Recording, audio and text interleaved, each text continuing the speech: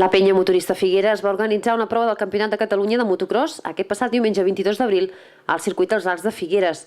Tot i que per causes externes a la competició no es va poder finalitzar el campionat, la classificació de les primeres mànigues va ser la següent. En la categoria MX1, MX2, Jaume Batriu de KTM va ser el primer, el va seguir Alonso Sánchez amb Suzuki i en la tercera posició es va classificar Francesc Mataró amb Kawasaki.